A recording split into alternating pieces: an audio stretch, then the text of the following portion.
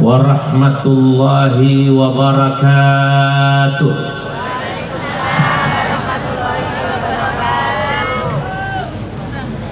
Alhamdulillahilladzi faddala al-ulama bisyarafil izzi was-safa wa asyraqa qulubahum wa uqulahum bi anwaril baha.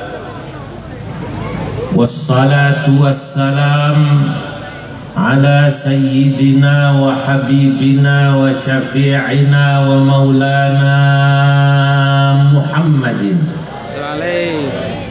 sayyidil anbiya wa imamil atqiya wa mir'atil awliya wa yanbu'i ulumil ulama wa mu'tamadi futuhil awliya wa ala alihi wa ashabihil asfiya wattabi'ina lahum bi ihsan taraku lana ma'arifahum wa turrathahum al-gharra wath-tharra. Amma ba'du, hadratal muhtaramin, para alim ulama, para umara, para habaib yang saya muliakan. Wabil khusus Bupati Kabupaten Tuban beserta pimpinan daerah yang hadir atau yang mewakilinya, pejabat sipil maupun TNI Polri hadir bersama kita. Alhamdulillah, Rais Syuriah PCNU Kabupaten Tuban Al-Mukarram Dr. K. Haji Ahsan beserta jajarannya, Ketua Tanfidiyah PCNU yang merupakan Menteri Perhubungan yang menghubungi saya, juga Al-Habib Alwi, Ketua Yayasan Sunan Bonang, para hadirin, para rawuh, bapak-bapak, ibu-ibu, zairin, zairat, insyaallah semua yang hadir semoga diberkahi oleh Allah Subhanahu wa taala. Allahumma amin. Pada malam yang mubarak ini alhamdulillah kita semua dapat hadir. Wabil khusus saya untuk hormat haul waliullah Mbah Sunan Bonang Syekh Maulana Makhdum Ibrahim yang ke 515. Sebagai seorang santri, saya masih santri sampai sekarang, mazil tu taliban. Tentunya saya merasa terhormat hadir pada acara haul ini sebab dari kecil dulu diajak orang tua, guru untuk ziarah ke makam Mbah Sunan Bonang. Saudara-saudara, Bapak Ibu, saya tidak akan berbicara tentang sejarah Sunan Bonang sebab saya yakin masyarakat Tuban jauh lebih paham dari saya tentang sejarah detil Sunan Bonang. Kata peribahasa Arab, ahlul balad atau dulu ahlu Makkah adra bisyi'abiha. Orang Mekah itu lebih hafal tentang gang-gang kecilnya sampai kayak begitu. Nah sama kalau kemudian peribahasa ini digunakan buat orang Tuban sangat paham tentang Tuban, terutama tentang sejarah Sunan Bonang. Tapi saya malam hari ini ingin mengajak kita semua mengambil pelajaran penting daripada keberadaan para waliullah ini, terutama bagi masyarakat Tuban, keberadaan Sunan Bonang. Para hadirin yang dimuliakan Allah, satu negeri, satu tempat, satu buq'ah itu biasanya diberkahi Allah jika di tempat itu banyak kuburan para nabi atau para wali. Itu kenapa Masjidil Aqsa dan apalagi Masjidil Haram itu diberkahi Allah Subhanahu wa Ta'ala karena banyaknya kuburan para nabi dan wali. Masjidil Haram misalnya, dalam satu riwayat Kanjeng Nabi menyampaikan ma bainal bab wal khatim, antara pintu Ka'bah dan al-khatim. Al-Khatim itu ada yang menerjemahkan Maqam Ibrahim, ada yang menerjemahkan, nanti para ulama menafsirkan sampai Hijri Ismail. Itu di sana dikubur tis'una nabiyan, 90 nabi itu Mekah. Makanya tempatnya mustajab. Orang kalau ke Mekah itu pasti nangis, Pak. Terutama kalau haji dan umrohnya ongkos sendiri. Nek sing rada gratis biasanya nangisnya kurang. Saya kemarin termasuk yang hajinya nggak ongkos. Tahun ini saya haji jadi tamu Raja Saudi. Ya, tahun kemarin saya tamu Raja juga, tapi Raja Kemenang, Menteri Agama, Ibu Yunani Raja Kemenang. Kata petugas haji itu yang di PBNU, anu Kiai, kalau niki haji ini tahun niki nangisi rada kurang. Kok iso? Soalnya gratis. Nangisnya rada kurang, tapi bukan tidak nangis.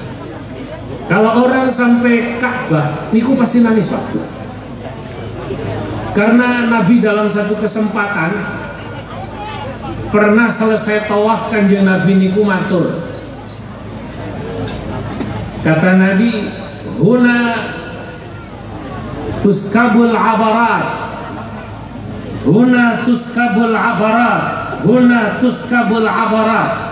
3 kali Nabi mengatakan, dek kene kingko, di tempat ini nanti akan mengalir jutaan liter air mata manusia. Masya Allah. Itu kenapa saya bisa memahami, dulu saya dengar hadis ini zaman saya belum haji dan umrah. Waktu dengar guru saya menjelaskan, katanya Kanjeng Nabi niku nate selesai tawaf sanjang, engko ndek kene iki nang Ka'bah iki wong bakalan do nangis kabeh janjane Kanjeng Nabi. Waktu itu saya ngaji belum haji. Bayangno apa iya apa ini. Ternyata pada saat saya haji betul. Pertama kali saya ke Mekah melihat Ka'bah nangis. Mendengar azan di Masjidil Haram nangis semua. Allahu Akbar, Allahu Akbar, Allahu Akbar, Allahu Akbar, Allahu Akbar. Saya nangis. Saya lihat kanan kiri saya semua nangis. Teman saya bilang pada saya, Bu, men. Teman saya bilang pada saya, men. Saya jawab, ada apa, men? Tahu kenapa kita semua ini yang di sini dengar ada ini nangis? Suara yang ada enak, kata saya. Di samping depan kita ini Ka'bah, maka kita begitu mendengarkan, Masya Allah, khusyuk. Bukan begitu, kata teman saya. Sampai tahu kenapa muadzin di Masjidil Haram, Masjid Nabawi itu kok enak-enak? Nah, kalau itu saya tidak tahu. Ini saya mau cerita, kata teman saya yang lama kuliah di Arab. Ini muadzin di sini gajinya 50 juta, Pak. Jenengan tentang kabupaten apa tugasnya? Kenapa? Ustaz ahli bupati 50 juta, Pak Kiai. Pantes, kata saya, adanya penuh penghayatan tuh. Adanya penuh penghayatan. Di Tuban muadzin pasaran berapa di Masjid Agung? Masjid Agung pinter bil muadzinnya. Pasaran berapa muadzin? Hah? 500.000. Lo ya pantas adanya penuh pengharapan. Adanya penuh apa? Pengharapan, harap-harap cemas tuh. Ma bainal khauf war raja. Nah ini nih, itu azan nih. Lah memang beda. Masjidil Haram itu kenapa orang sholat rasanya nikmat, dengar azan nikmat. Kata orang Jawa, tengok-tengok itu loh, tengok-tengok mandeng Ka'bah itu kita tidak pernah bosan. Saya pernah satu ketika tawaf melihat seorang ibu menangis. Saya berapa kali putaran, orang itu masih tetap di tempat yang sama memandang Ka'bah, nangis tidak berhenti-berhenti. Ya karena memang berkahnya Ka'bah itulah. Di samping para rawuh, para hadirin, ternyata Ka'bah itu selain Baitullah, di situ dikubur 90 nabi. Makanya berkahnya luar biasa. Dulu ada seorang orientalis pernah mencoba bertanya. Orang orientalis itu ilmuwan dari barat, merasa bingung kok ada orang sampai berjuta-juta orang setiap musim haji itu antri ke Mekah untuk haji. Bayarnya mengeluarkan biaya luar biasa, wis larang antri yo jeglem. Hanya untuk tawaf melihat Ka'bah. Mereka bertanya, apa istimewanya Ka'bah? Apa istimewanya Ka'bah? Ya maklum, niku bukan orang Islam. Makanya dia tidak bisa merasakan nikmatnya haji, istimewanya Ka'bah. Nanti ini akan sama saya sampaikan sebagai sebuah perumpamaan. Kalau ada orang yang tidak senang ziarah ke makam wali, ngaten saya. Kok melihat orang ziarah makam wali Songo bis-bisan. Berangkat sampai kalau dari Jakarta, setahu saya orang Jakarta atau bahkan lebih barat dari Jakarta niku kalau ziarah niku Wali Songo nyambung sampai Madura, kadang-kadang nyambung sampai Bali. Habib siapa namanya? Habib Madi sana di Bedugul, Kelungkung, makam Bedugul, Kelungkung itu seminggu. Bagi orang yang tidak senang ziarah mungkin akan aneh, apa hebatnya ziarah Wali Songo? Kan ngeten. Dikatus jenengan iki wau kula tingali, masya Allah, dari mana-mana pakai pick up. Kata panitia cerita ini dari pagi kiai sudah ramai orang naik pick up, kata. Duduk di sini. Ini menjelaskannya bagi orang yang tidak senang ziarah ke makam para aulia mungkin akan sulit menjelaskan kenikmatan itu. Sama seperti orang barat tadi, orientalis, yang mereka bertanya kenapa orang Islam itu kok pergi haji sampai kemudian antri mengeluarkan biaya banyak, bertahun-tahun rela untuk haji. Saya katakan inilah yang disebut sesuatu yang didasari cinta spiritual. Nah, cinta itu mahal Bapak Ibu. Senang sama Gusti Allah haji itu sulit dijelaskan, sama seperti panjenengan ini cinta ke tempat ini. Dulu ada orang yang sampai menghukumi orang itu ke makam Nabi, mencium makam Nabi itu katanya sampai musyrik. Di sini ada orang menciumi Ka'bah kemudian sampai memegang-megang kiswah, sampai diomeli sama orang yang tidak senang, dibilang musyrik. Ini saya jadi ingat cerita tentang bagaimana rasa cinta atau atifah dalam bahasa Arab sulit untuk dijelaskan kalau orang sudah memiliki rasa cinta. Rien, karena saya senang bersyair ya, dan senang juga membaca syair. Kalau niku ngaos kitab Ihya, ketemu dalam kitab Ihya cerita seorang laki-laki yang senang sama seorang perempuan. Laki-lakinya namanya Qais bin Amir, seneng kali tiang istri arang perempuan namanya Laila. Saking cintanya Qais pada Laila, para rawuh, para hadirin, Qais dianggap gila. Makanya kemudian orang Arab menyebutnya Majnunul Laila, laki-laki yang tergila-gila pada Laila.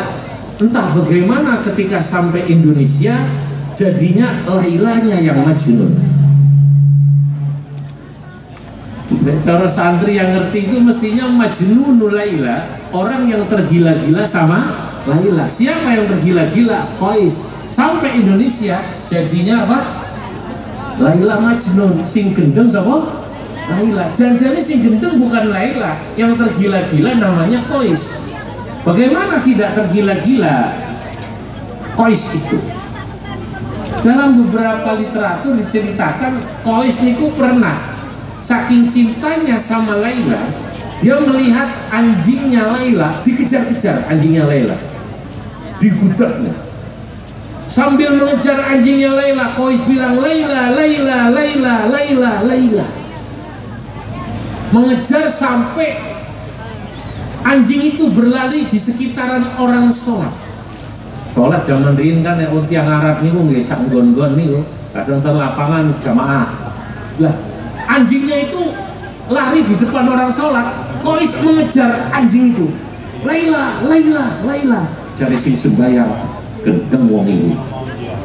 Wong asu, wong kiri kok digudak-gudak manggil Laila, Laila. Selesai sholat, Qais dipanggil.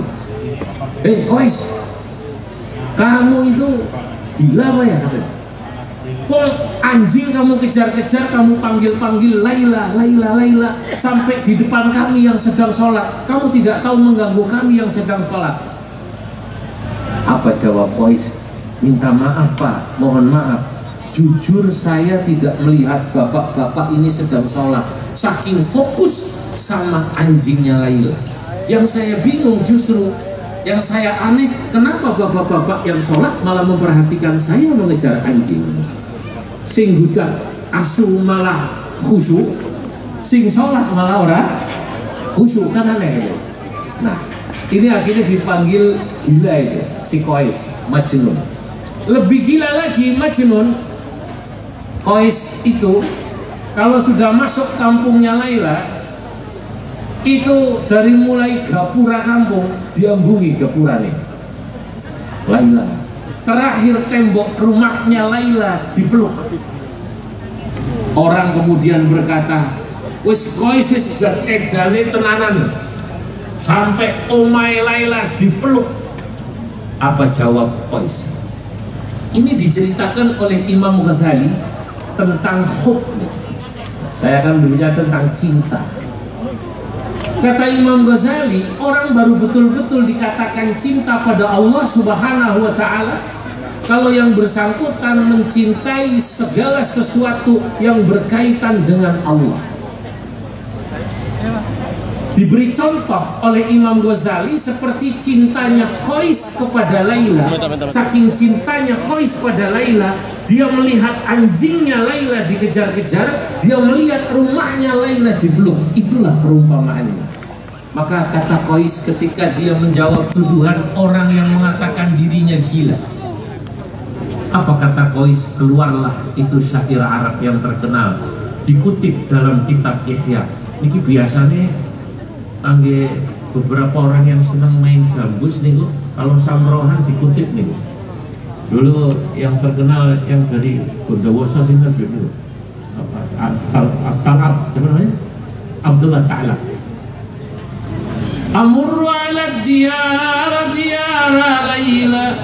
Ini kan kitab Ihya ini loh. Ini Imam Ghazali.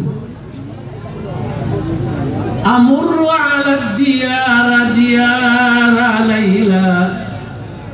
Uqabbilu dal jidari wa dal jidara. Wa ma hubbud diyari syaghafna qalbi.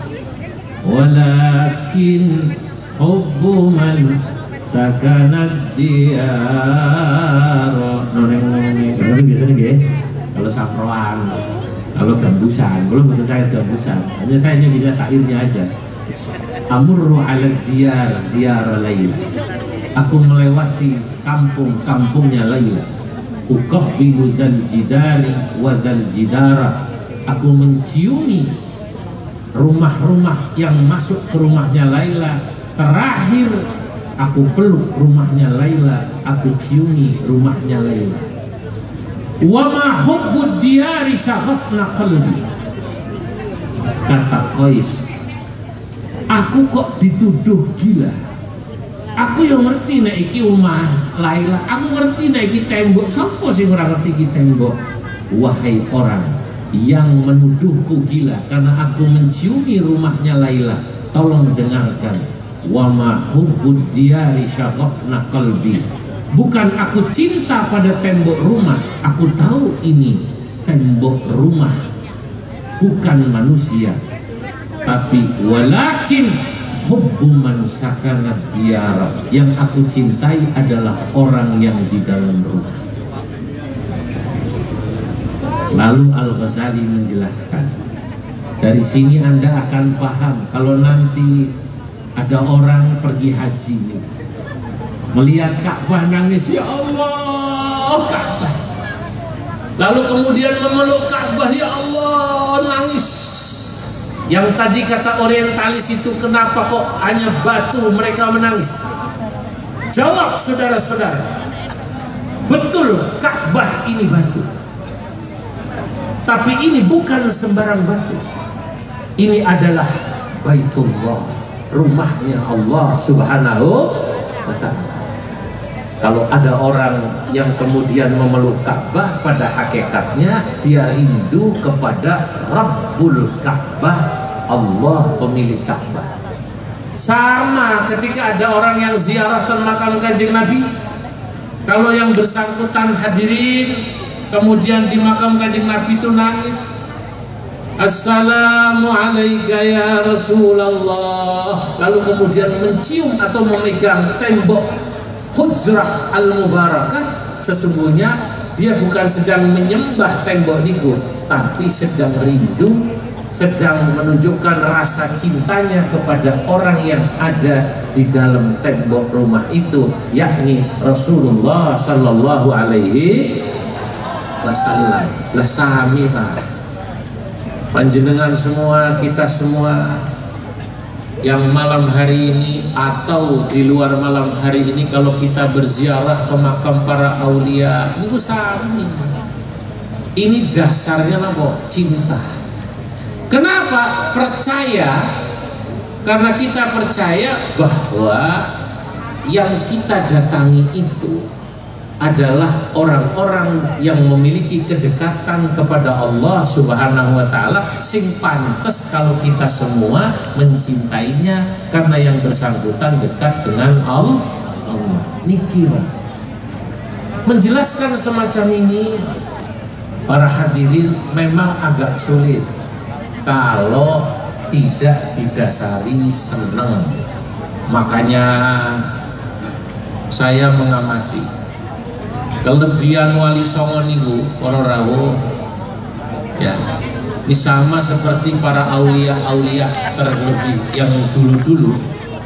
Lalu niku maos tulisanipun muridnya Al-Imam Abul Hasan Asyadili.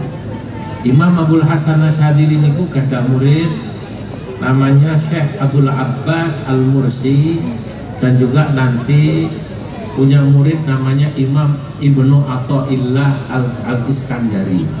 Nah niku menjelaskan tentang bagaimana niku Imam Syadili, pendiri Thariqah Syadiliyah niku, apa sebenarnya yang pertama kali diajarkan pada muridnya, inti daripada thariqahnya, kunci daripada thariqahnya Imam Abul Hasan Syadili niku, miftahu thariqatihi al-hubbu.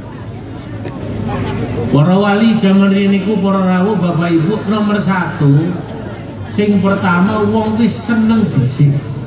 Seneng dhisik karena apa? Kali Gusti Allah. Atau seneng dulu dengan hal-hal yang berkaitan dengan agama.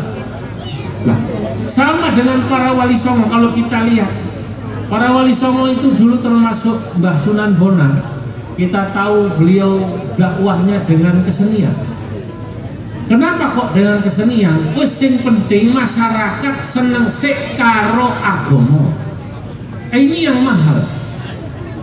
Menjelaskan bahwa supaya masyarakat senang sama agama dulu nomor satu, itu yang paling penting, Pak. Tadi tidak menjelaskan agama sing ruwet-ruwet. Nah, makanya kalau kita mau mempelajari kenapa kok dakwah para wali, kenapa dakwah para ulama-ulama pesantren, kenapa dakwah ya para habaib ulama pesantren, terutama ulama-ulama NU. Kalau kita lihat nih, NU kok disenangi di seluruh Indonesia. Bapak Ibu, kalau alhamdulillah nih pengurus NU, kalau saking PBNU yang termasuk di PBNU yang paling rajin keliling lah. Alhamdulillah saya nyaris sudah rata nih keliling Indonesia. Saya bisa mengatakan apa yang disampaikan survei oleh beberapa lembaga survei, bahwa katanya warga NU itu di Indonesia pakai survei yang optimis adalah 60% dari penduduk muslim Indonesia. Itu survei optimis. Itu surveinya Alfara kali Kompas. Kalau pakai survei yang pesimis 52%. Masih tinggi, Pak. Jadi kalau Islam atau penduduk muslim di Indonesia ini saat ini 230 juta, maka ya kalau 50%-nya saja sudah 100, ya kan? Kuranglah 140 juta. Lah kenapa kok NU ini disenangi? Kenapa wali songo dakwahnya disenangi? Ya karena bisa menjelaskan Islam itu dengan menyenangkan, bukan menyusahkan dan menakutkan. Asy-syari'atu adlun kulluha rahmatun kulluha masalih kulluha. Dalam hadis Nabi katakan, ad-dinu yusrun wa la yushadda hadha ad-dina illa ghalabah. Gampangane agama iki lho ora angel, gampang. Maka kalau ada orang menjelaskan bahwa agama itu sulit, dia akan kalah dengan penjelasannya dia sendiri. Makanya Islam alhamdulillah cepat di Indonesia dakwah wali songo. Sama NU niki alhamdulillah cepat disenangi, Pak, dan seluruh Indonesia. Kalau niku kalau mengukur ukurannya niki daerah NU napa mboten gampang. Biasanya pertama saya dengar dari masjidnya itu ada sholawatan napa mboten, terutama subuh. Nah subuhan kalau dengarkan ada tarhim. Saya tidak tahu di Masjid Sunan Bonang ini ada tarhim napa mboten? Ya. Assalatu wassalamu alaik ya imam al-mujahidin ya Rasulullah.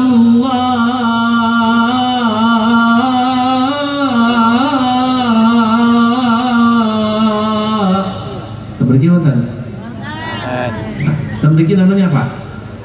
Tarhim. Sebenarnya ini nama aslinya sholawat nida, Pak. Sholawat nida itu sholawat panggilan, ditulis oleh seorang qori Mesir, munsyid Mesir, namanya Syekh Mahmud Al-Qushairi. Ini cerita Isra Mi'raj. Nah, kalau biasanya nek wonten masjid ngaten niki mau subuh, ya man asra bikal muhaiminu lailan nilta wal anamu niyamu. Nah, NU ini Mas. Nah, Masjid Muhammadiyah, ini saya mau cerita, Masjid Persis, masjid selain NU jujur tidak ada. Makanya kalau ada masjid selawatan seperti ini NU. Kadang-kadang kalau tidak tarhim selawatannya pakai bahasa Jawa. Yang selawatan orang, kalau yang tarhim itu kaset biasanya. Tapi nih sing asli ini malah kadang-kadang pensiunan TNI, PNS, itu juga selawatannya selawatan PNS, tapi yang pensiunan. Sanajan urip duit pas-pasan, sing penting atine kebaiman, iki nasibe wong pensiunan, uripe ayem dununge aman. Ya Rasul salamun alaik, ya Rafi asani wa daraji, atfataya jirotal alamin, ya uhailal judi wal karomi, ya uhailal judi wal karomi. begitu saya lihat yang selawatan pensiunan. NU berarti PNSNU dulu itu, TNI-nya NU selawatan. Nanti kalau jenengan ke daerah Pekalongan, daerah Sunda, niku nggih wonten selawatan sesuai dengan daerahnya. Kalau wingi kula niku selawatan dan Pekalongan, maaf, naos daerah Pekalongan niku. Selawatan itu selawat Badar tapi lagune kok lagune unik dijawakan. Ada selawatan baru dengar saya, selawat Badar jadi endasku mumet endas mupi. Ripun Mbak. Salatullah Salamullah ala toha Rasulillah, salatullah salamullah ala yasin habibillah, dasku mumet dasmu piye, dasku mumet dasmu piye, dasku mumet dasmu piye, dasku mumet. Monggo salat salamullah ala toha Rasulillah, salatullah salamullah ala yasin habibillah. ternyata gasnya mumet gara-gara pinjol, Pak. Ono rondo tuku pentol, pentole tiba disenggar dulur. Ono rondo Ripun Mbak. mikiri Lanjut. pinjol, tekan tuwa ra bisa nyaur. Monggo salamullah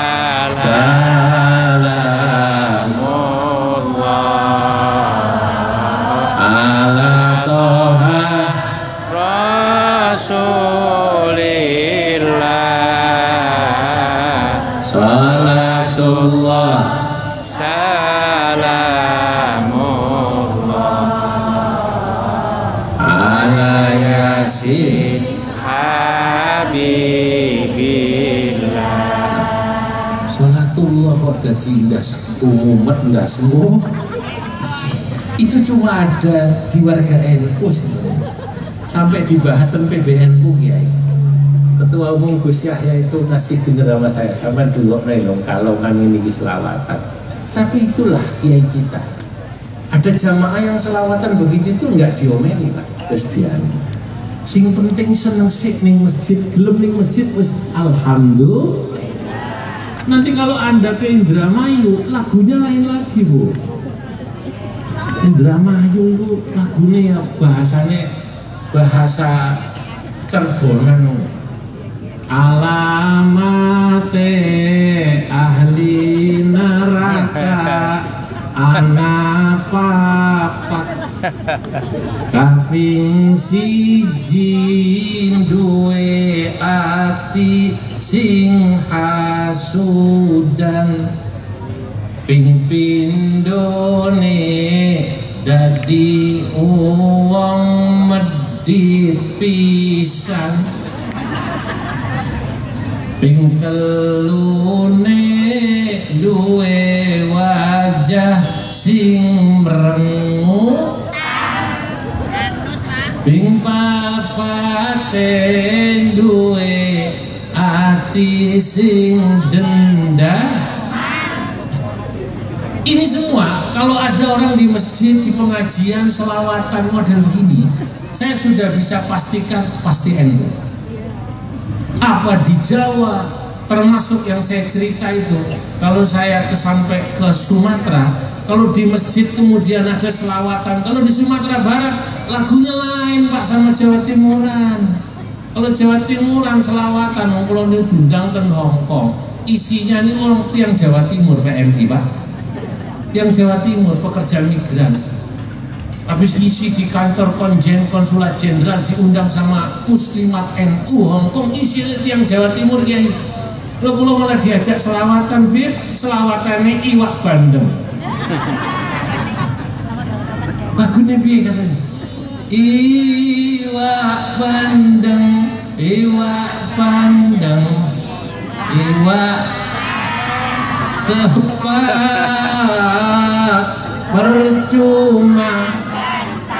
percuma sholat iwak hiu dibagi percuma ayu itu Jawa Timur. Kalau nanti Anda ke daerah Sumatera Barat, saya lihat oh ini NU. Selawatannya ayam delapan. Ya Nabi salam alaika, ya Rasul salam alaika, ya Habib salam alaika, salawatullah alaika. Itu Sumatera Barat, sing NU. Kalau Anda ke daerah Melayu nanti di Riau, Kepulauan Riau, bahkan sampai Malaysia. Saya pernah diundang pengajian sama timbalan Menteri Perhubungan Malaysia. Timbalan Menteri Perhubungan, kalau di Malaysia namanya timbalan Menteri Pengangkutan. Di Menteri Perhubungan itu kalau di sana Menteri Pengangkutan. Nanti yang mereka selawatan sama seperti orang Riau, selawatannya lagunya Melayu. Ini berarti sama seperti ulama-ulama Jawa yang ngajarin selawatan, cuman lagunya Jawa. Nah, di sana lagunya itu lagunya Cindai. Ya Rasulullah, salamun alaik, ya Rafi'a syahdi wa daraji, afatayati, rotal alami, ya uhailan judi. Pertanyaannya sekarang, kenapa kok warga NU yang sebenarnya NU itu kan hanya melanjutkan perjuangan Wali Songo dalam menyebarkan faham Ahlus Sunnah wal Jamaah, kok bisa diterima di seluruh Indonesia? Karena pada intinya para ulama ilmu, ulama pesantren melanjutkan Wali Songo yang hari ini kita salah satunya mengholi Kanjeng Sunan Bonang, ini mengejawantahkan, menerjemahkan apa yang disampaikan Kanjeng Nabi dalam satu hadisnya yang sangat masyhur, innama ana rahmatun muhdah. Sesungguhnya saya, kata Kanjeng Nabi, diutus Allah Subhanahu wa ta'ala rahmatun, membawa rahmat. Yang namanya membawa rahmat itu pasti menyenangkan, muhdah, dan memberi hadiah bagi mereka. Ini disyarai oleh Imam Abil Hasan Asyadili, oleh murid beliau. Bapak Ibu, orang Arab membedakan antara hadiah kalih atiyah. Atiyah itu Bapak Ibu pemberian. Hadiah kalau diterjemahkan pemberian. Bedanya apa? Kanjeng Nabi Muhammad itu, kalau kita mau ikuti apa yang beliau sampaikan, keberadaannya menggembirakan, menyenangkan orang yang di sekitarnya. Itu makna hadiah. Jenengan butuhe duit, dikasih duit berarti duit itu hadiah. Jenengan butuh duit dikasih sembako, maka sembako itu kalau dalam bahasa Arab atiyah, sama-sama pemberian. Tapi duit sembako ya biasa tamani wae, jajane butuh duit, wong karang diwai ya tak tamani. Nah, orang yang memberi sembako tidak tahu bahwa yang diberi itu adalah butuhnya duit, tapi dikasih sembako diterima, namanya atiyah. Nah, kalau Kanjeng Nabi itu orang yang selalu memberi hadiah dan menjadi hadiah bagi orang yang ada di sekitarnya. Begitulah pula para wali. Para wali Bapak Ibu, kalau kita perhatikan Ibnu Zamani, beliau adalah anak zamannya. Pun saya percaya, pun Kanjeng Sunan Bonang dulu di sini, Sunan Kalijogo ten Demak, Sunan Ampel ten Surabaya, kemudian Sunan Derajat di Lamongan Derajat. Ibnu Zamani adalah orang yang oleh Allah Subhanahu wa ta'ala, ada yang mengartikan Ibnu Waqtihi, adalah manusia yang ditakdirkan tinggal di daerah yang memang masyarakatnya membutuhkannya. Nah, sekarang kita apa yang kita ambil? Pelajarannya para rawuh, kita ini sekarang tinggal melanjutkan beliau-beliau. Bagaimana keberadaan kita di masyarakat kok bisa menjadi hadiah bagi orang di sekitar kita. Sing wong kanan kiri awak dhewe niki seneng kalih keberadaan kita semua. Allahumma amin. Jangan yang nyusahin. Maaf, ulama yang baik, tokoh yang baik, imam masjid yang baik, wong biasa sing apik, kabeh wong seneng Pak. Nah, ini untuk menjadi begini, itu artinya perlu belajar tentang bagaimana membaca masyarakat. Manungsa niku nek cara Madura, ngapunten nggih. Bahasa orang Madura itu katanya cem-macem. Benar semua benar? Cem-macem niku ya tingkat-tingkatan. Tadayyunun nufusidu tafawutin, dalam satu syair saya katakan abdaruhu la budda min tafriqatin.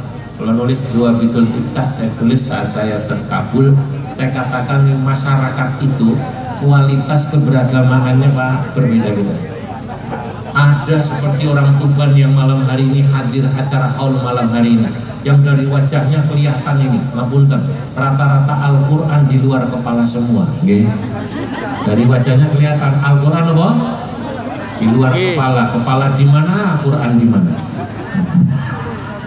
Oh, sing alim-alim. Ada yang awam-awam. Lu Kanjeng Nabi ini kurian, Masya Allah, kalau ngaji jamaahnya pinter-pinter, yo pelajarannya dur-dur Pak. Makanya sing harus niku ngapunten nih sing rada Korea niku napa Korea niku. Sing rada ya preman-preman iki Kanjeng Nabi ringan-ringan aja.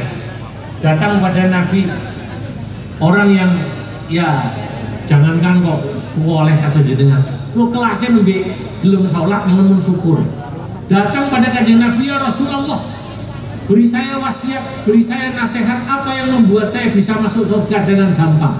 Kanjeng Nabi cuma jawab, wes mak jogo sholatmu 5 waktu rebus warga we. Orang itu bertanya balik pada kanjeng Nabi, ya Rasulullah, apa tidak ada yang lain? Wes sholat 5 waktu mak jogo gue rebus warga. Sampai 3 kali orang itu kemudian berbalik pamit, wes apa yang dikatakan kanjeng Nabi akan saya jaga. Saya ya Rasul akan sholat 5 waktu saja, tidak kurang tidak lebih. Taruh barang itu pas bandrol, orang kurang orang lebih, harga pas. Begitu orang itu pergi, kanjeng Nabi matur, aflaha in sodaqah. Wong kuwi nek omongane bener, betul-betul bisa menjalankan sholat 5 waktu saja, walaupun tidak pakai qobliyah ba'diyah, ora ditambahi akeh-akeh sembayangi, ora ditambahi wiridan, insya Allah mlebu swarga. Mungkin bagi orang awam dia bertanya, loh kok Islam gampangan ya, mau sholat 5 waktu langsung mlebu swarga. Bapak Ibu pahamilah bahwa kanjeng Nabi matur semacam ini karena yang diajak ngomong wong iki level imannya baru segitu, gelem sembayang wis alhamdulillah. Nek jenengan kan alhamdulillah, Al-Qur'an di luar kepala di mana, Quran di mana. Nah, nanti begitu pulanglah kita begitu. Kanjeng Nabi ini pun nate pengaosan ditekani sahabat sing rodok seneng mabuk, namanya Nuaiman. Saya tidak ingin mengatakan bahwa mabuk boleh, bukan. Ini bagaimana saya menceritakan bahwa Nabi niku innama ana rahmatun muhdah. Saya itu datang diutus Allah sebagai orang yang membawa rahmat dan menjelaskan Islam itu menyenangkan, mudah, dan sebagai hadiah bagi orang-orang, karena bisa menjadi sabab mereka dapat hidayah Allah Subhanahu wa ta'ala. Nuaiman niku senengane mabuk. Sahabat Umar galak, nate dihak, malah ada oleh sebagian orang mau dikeprui. Tapi Nuaiman satu modalnya, seneng kali pengajian kanjeng Nabi, minta izin ngaos paling ngajem itu. Malah kadang-kadang Nuaiman itu ngaos, Bapak Ibu ngapunten, sambil bawa masih sisa botol minuman. Nah, orang goblok itu. Nek nang kene saiki ana wong ngombe ngeten niku terus ngaji ngono niku, kira-kira sama banser boleh apa tidak? Ambil bawa minuman. Nuaiman itu kadang-kadang bawa botol itu. Hampir dipukuli oleh sahabat, Nabi menang. Apa kata kanjeng Nabi? La taqtulu, la tadribu. Ojo mau keprui wong kuwi. Ojo mau keprui wong kuwi. Wis seneng ngaji wis alhamdulillah. Fa innahu yuhibbullaha wa rasulah. Karena wong iki Nuaiman senajan ngono-ngono napa? Cek gelem napa? Mendem. Ya tentu banong. Minum apa itu? Arak. Tua. Legen apa tua? Wes gelem ngaji wes alhamdulillah sih. Seneng sih ngaji. Seneng sih ziarah. Seneng sih karo wali-wali. Wes seneng sih modale. Fa innahu yuhibbullaha wa rasulah, modale hub. Jadi al-hub, cinta itulah modal kita. Makanya dulu ada seorang sahabat, ini jadi dalil nanti kenapa kok hub niku penting. Nate tanglet kali kanjeng Nabi, ya Rasulullah, matas saatu, kiamat niku kapan ya Rasulullah? Lu Nabi balik bertanya pada orang itu, awakmu takok kiamat sing mak persiapno kanggo kiamat ku apa? Kanjeng Nabi saja ngaten niku.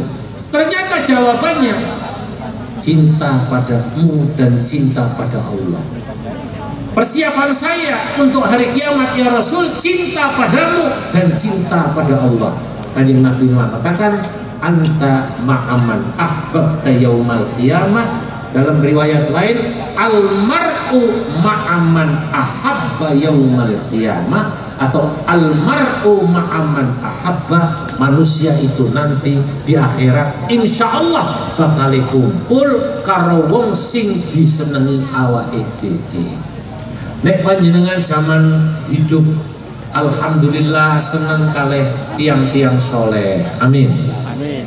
Seneng kalih waliullah kepada kekasih Allah, insya Allah modal seneng itu dulu akan menyebabkan jenengan berkumpul dengan para wali, amin. Amin. Bahkan musul sampai kepada Allah menggunakan jalur hub lebih cepat katanya daripada menggunakan jalur mujahadah dan riyadhah, kata para ulama. Karena yang menggunakan jalur cinta nanti sampainya cepat. Nah, kalau berdasarkan ini, berdasarkan Kanjeng Nabi, berdasarkan pengalaman para guru dia, kalau niku mboten nate kemudian nyeneni tiang ngaos, Pak. Kalau di sini kan alhamdulillah ya, pengawasan itu rapi-rapi ibu-ibu. Nah, di Jakarta, kalau di Jakarta Bu, kadang-kadang jamaah ini Bu, masya Allah, wis wonge ayu-ayu, kelambine minim-minim. Nah, kemudian Mbah Yai ini sing ngaos sing paling ngajeng kan rata-rata muslimat sepuh. Berukut-berukut tutupan nggih. Betul apa betul? Sholihah itu. Di kota Pak, yang ngaji itu udungannya mau dislampir loh. Kadang-kadang roknya agak tinggi, belekan misalnya. Sing lanang ngajine nganggone jin, disuwir-suwir. Sholat itu nganggone jin. Kaosnya oblong, ada tulisannya di belakang, kopi kapal api. Sholatnya paling ngaruh sembahyang. Sop kedua itu pas takbir betul khusyuk. Begitu takbir Allahu Akbar, mesti mau coba Fatihah, Bismillahirrahmanirrahim. Yang dibaca kaosnya orang itu, kopi kapal api. Tapi apakah saya memilih orang ini? Sholat nganggo jin, kaosan oblong, yang perempuan hanya diselampirin, jangan. Kalau niku eling riyen ceriyose Mbah Nyai, Pak Kiai, Mbah Harwani Kudus, niku mursyid thariqah Bu, Mbah Harwani niku apal Quran tahun 80-an. Mbah Harwani niku saking Kudus sampai Jakarta naik mobil L300 mobil sewaan, supir terminal. Nggak ngerti yang dibawa ini Mbah Harwani, kiai besar, hafal Quran, mursyid thariqah, sepanjang jalan dari Kudus sampai Jakarta. Tipnya itu radionya yang disetel bukan murotalan, bukan selawatan, yang disetel dangdut Roma Irama Terajana. Mbah Harwani tengah cengin sambil deres. Alhamdulillahilladzi anzala ala 'abdihi kitab wa lam yaj'al lahu 'iwaja.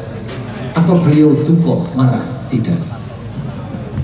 Habis Terajana diganti begadang, jangan begadang. Zaman ini nggak tahu. Kalau zaman sekarang kan lagunya sudah saya nggak ngikutin apa nih. Lah Mbah Harwani itu baca ngawas Quran ya wiridan, tapi beliau betul duka. Kalah ada yang direk Mbah Harwani di belakang, supirnya ditegur. Sebut saja supirnya namanya Edi. Utakmu nanti. Awakmu ki nyupirin Mbah Harwani setelanmu dangdut. Nasi dariamu rada lumayan Perdamaian atau jilbab putih.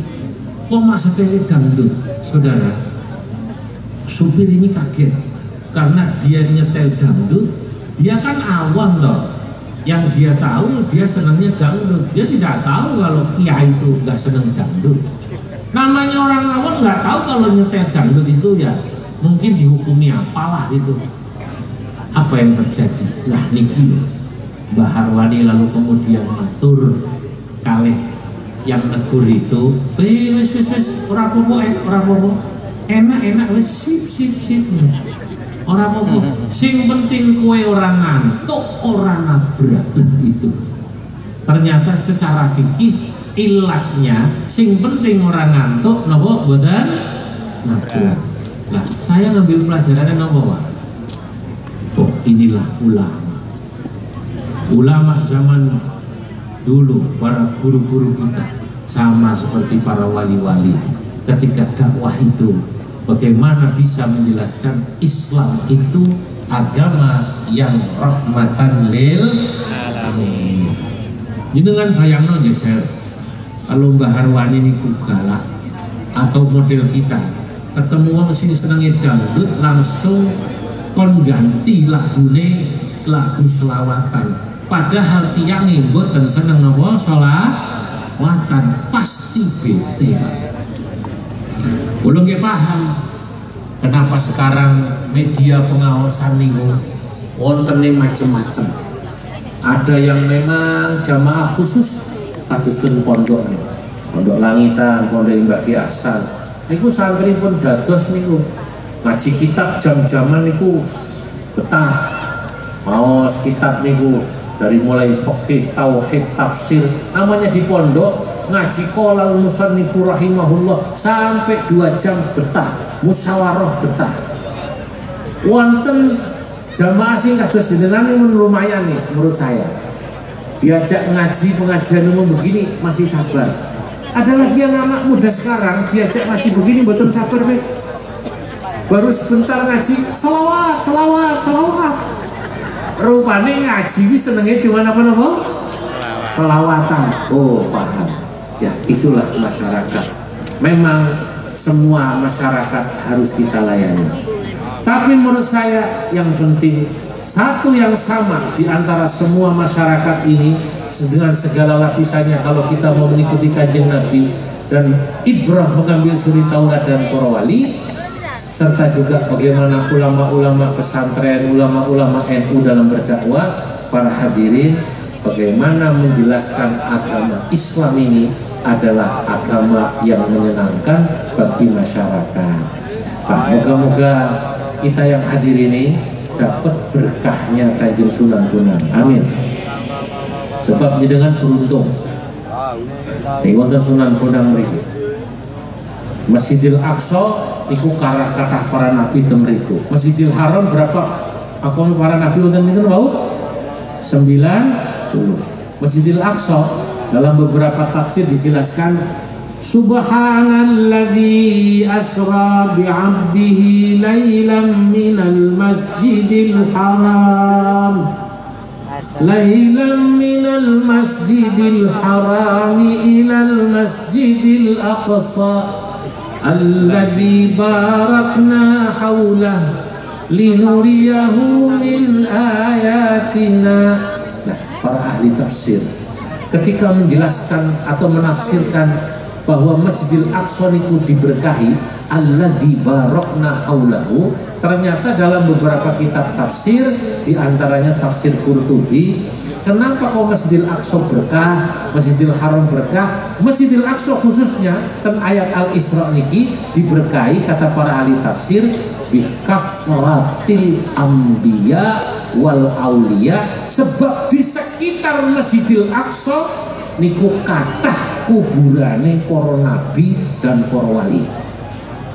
Artinya kalau kita tinggal dekat dengan kuburan para nabi dan wali, insya Allah kita sedanten angsal berkah Gusti Allah. Amin. Lah, sama seperti di sini. Wong kula niki nembe wangsul belum seminggu ya dari Mesir saya. Kalau ziarah kan daerah Jabal Muqattam. Jabal Muqattam niku yang sekarang terkenal dengan Korofah. Niku makomi Imam Syafi'i temriku, makomi sahabat-sahabat temriku. Bapak Ibu, saya baru dengar ceritanya karena saya dapat kitabnya nih. Kalau ingin nih pulau ziarah terus mau kitabnya kok temriki kok kata kuburan Mesir nih niku ten daerah Korofah nih atau dulu sekitar Jabal Muqattam itu kok kuburan dari mulai sahabat ya, putrinya Sayyidina Ali, saudaranya Sayyidina Husain namanya Sayyidatina Zainab, sampai kemudian juga Sayyidatina Nafisah, sampai Imam Syafi'i, Imam Les, Imam Ibnu Hajar al-Asqalani, Imam Zakaria al-Ansari itu ngajeni makome Imam Syafi'i. Paling imam-imam lain kenapa di situ? Oh ternyata ada sejarahnya. Sejarahnya di situ dulu sempat mau tanahnya dibeli sama gubernur Mesir yang dari Kipti namanya Mukaukis. Berapapun saya beli tanah itu, tapi oleh Amr bin As, beliau sebagai gubernur Mesir bertanya, lu sampai lo pengen tuku tanah iki kono apa sampai larang padahal tanah ini lu gersang? Jawabannya saya baca dalam kitab ya yang dulu ada, kitab Taurat. Ternyata dalam kitab-kitab Taurat dijelaskan, kitab Injil, bahwa tanah itu berkah kathah kuburane para nabi dan para wali. Mulai itu tanah Jabal Muqattam sekitarnya sing sakniki nek panjenengan temen niku kathah para wali, lah niku dados kuburane tiang-tiang sae. Lah berarti alhamdulillah Bonang kalau kemudian menyebut sebagai apa namanya Tuban kota apa? Wali. Bumi Wali. Bonsai. Kenapa? Di sini wonten Mbah Sunan Bonang, di sini wonten Mbah Sunan apa? Bejagung pun lah jenengan ya asmoro konti derek mriki nggih. Nggih. Biasa asmoro konti derek mriki. Berarti ada berapa wali yang besar-besar ini? Yang terkenal 3 pun tiang Tuban niki alhamdulillah angsal berkah para aulia. Allahumma Amin. amin. Para hadirin, para rawuh yang dimuliakan Allah, niki yang saya bisa sampaikan. Alhamdulillah saya baru sedikit enak sesudah kembali. Walau ini kalau tidak Jumat betul-betul suaranya sampai hari Ahad malam ini bisa hadir. Moga-moga kita yang hadir sekali lagi dapat berkahnya. Amin. Ya daripada Kanjeng Sunan Bonang sebagai waliullah ya, yang selama ini ya telah menyebarkan dakwah. Semoga anak cucu kita tetap hidup dalam iman Islam dan istiqomah dalam memperjuangkan paham ahlus sunnah wal jamaah. Sekian, wallahul muwaffiq ila aqwamit thariq. Wassalamualaikum warahmatullahi wabarakatuh. Waalaikumsalam warahmatullahi wabarakatuh.